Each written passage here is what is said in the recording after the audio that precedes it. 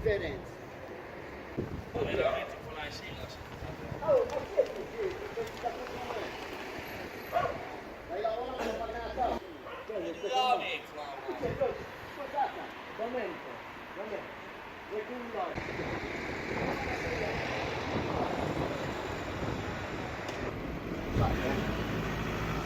Addiamo la mano per casa, A